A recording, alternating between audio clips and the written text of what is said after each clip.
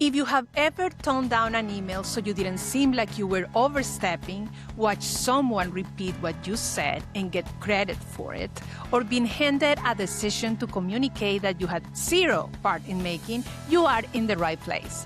You are listening to Pull the Thread, a Threadwell Studio production. I'm your host, Erica Matallana, and this is a place for women in communications and marketing who are excellent at what they do and still have to fight for the authority their work has already earned. We don't just name the problem here. We figure out what to do with it. Let's pull the thread. Welcome to Pull the Thread, friends. I'm Erica Matallana, founder of Threadwell Studio, and this show exists for the women and leaders who are done pretending that professional means silent. We talk about what's actually happening inside organizations, the culture, the communication gaps, and yes, the money. Today is all about the money. Today, I want to start with a conversation that I've had more times than I actually want to admit. It's usually a woman somewhere between her late 20s and early 40s, and she pulls me aside after a meeting or sends me a DM. She's smart, she's good at her job, she's been at her company long enough to know things, and she says some version of this. I just found out that my colleague, friend over here, let's call him Jimmy, makes significantly more money than I do. He was hired 2 years after me, and I honestly feel like I don't know what to do. And I always want to say, first of all, let's talk about why you are whispering. Because that's the thing, friends. The conversation is always hushed. Like the fact that you are underpaid is somehow the secret you need to protect, not the company's secret, yours. Today, we are pulling that thread. Let me walk you through what a career in marketing and communications typically looks like on paper. Real numbers of US averages. You start out in an entry-level role, coordinator, marketing assistant, communications associate, and you're looking at roughly 45 to 55,000 a year. That range feels reasonable when you are 23 and just relieved to have a job with benefits, right? Then you move into a specialist or senior associate role somewhere in your late 20s. And you are in the 65,000 to 80,000 range. You get promoted into management, marketing manager, communications manager, and now we're looking at $45,000 to $100,000 a year. From there, you push to director, then VP, and you are in the 120 to 165,000 range, sometimes more than that, depending on, of course, where you live. If you make it to the C-suite, a CMO role today average about 185,000 in base salary with total compensation going as high as 450,000 or more, depending on the organization and again, your location. On paper, that trajectory looks like a clean upward line. Effort in, reward out, a story of steady progress. But here is what the story almost always leaves out.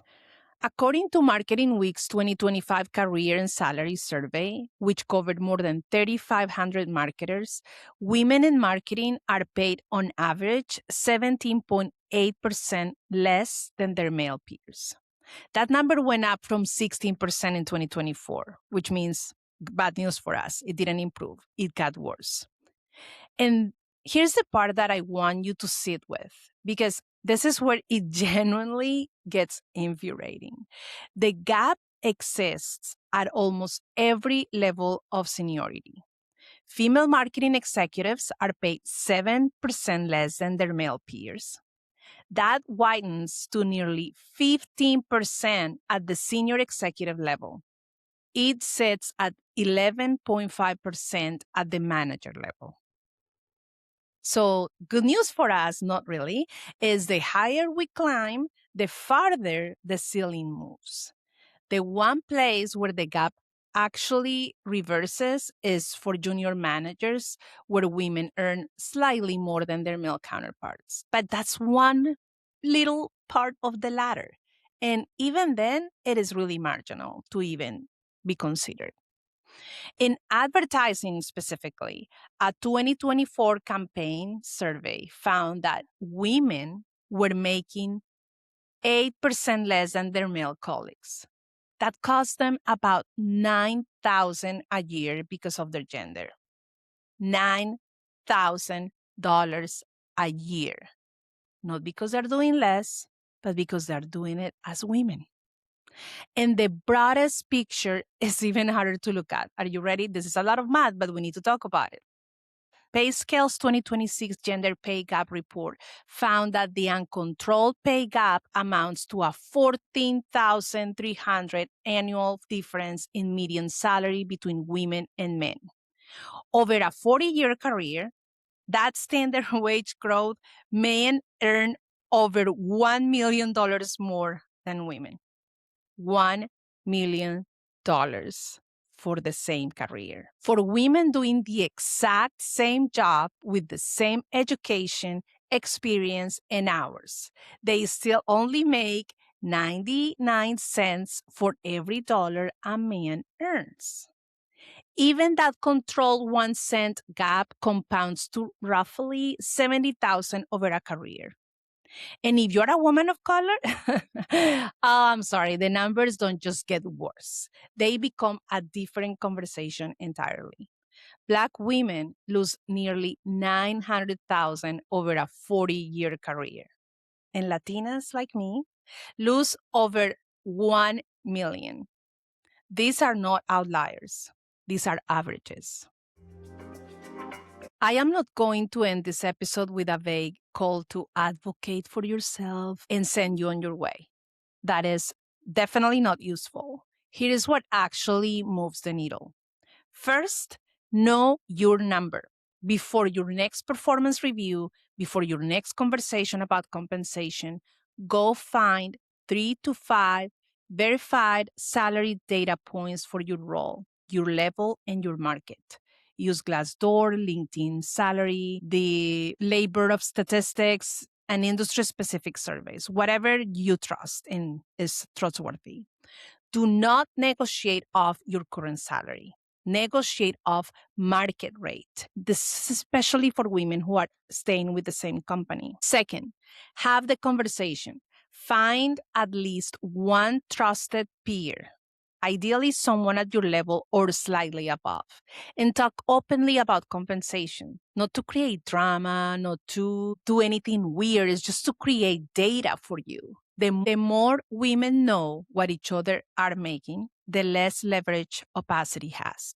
Third, if you manage people, audit your team right now, not after the next budget cycle. Now, look at who is doing comparable work and whether compensation reflects that or whether it reflects something else. And finally, if you are building a business, pricing your services, hiring your first team member, set the standard from the beginning. Pay equity doesn't have to be a reform project. It can just be a simple decision. The market is not going to fix this for us. It has had decades to try, and the gap has widened even more this year. But information is leverage. Conversations are leverage, and refusing to treat your own compensation as a topic too sensitive to discuss. That is leverage too. And that's the thread for today, my friends. If this episode landed for you, share it with someone who needs to hear it. Or better yet, someone who needs to be in the room when it plays. If you've had the salary conversation, if you've advocated for yourself or for someone on your team, I want to hear about it. Find me on LinkedIn and let's keep this conversation. If you have not subscribed to our Pull the Thread newsletter on LinkedIn, this is a perfect opportunity to do so, and that's where you can find me in between episodes. I will see you next time. And that's it for today's episode of Pull the Thread. If something landed for you today, please share this with someone who needs to hear it. Make sure to follow the show so you don't miss the next one. And if you are not already reading our Pull the Thread newsletter on LinkedIn, that's where I am between episodes. I will see you very soon.